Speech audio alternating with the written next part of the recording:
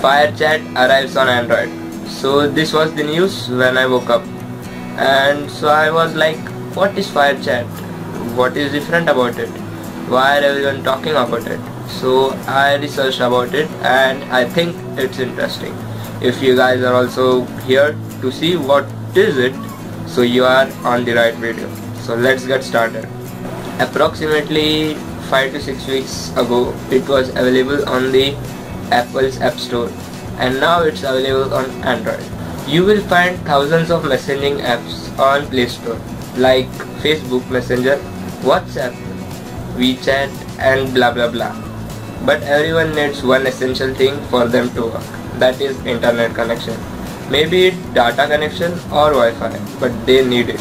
So how does FireChat works? If you ask them, they will simply say it works on wireless network mesh. And you will be like, wireless network mesh, yeah. So if you don't know what it is, so let's take an example.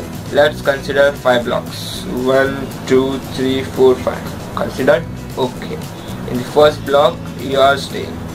In the second block, your neighbor. In the third, in the fourth, and in the fifth block, your girlfriend. So all of you are using FireChat. So if you want to message your girlfriend from your FireChat account, so what it does is that your mobile will act as a transmitter and the adjacent mobile will act as a receiver, and the chain goes on till it reaches to your girlfriend. So this is how your FireChat works. So what's so great about it? Facebook, WhatsApp, Google, all of them use servers that is centralized. If the server fails, all of the users are affected. But in FireChat, everyone is a part of the network. So if one of them fails, there is another one, so that the message is transmitted.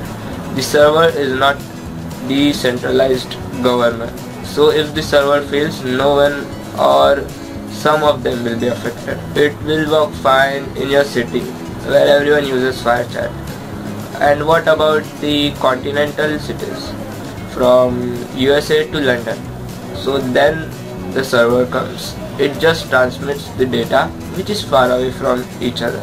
So the server does not get more load. All of them are playing within themselves.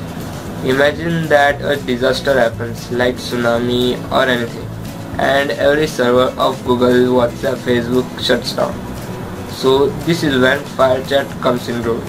As it does not need any server or internet connection, it can transmit message everywhere without an internet connection. So this is the app which will work when everything fails. So go ahead and download the FireChat from the link in the description.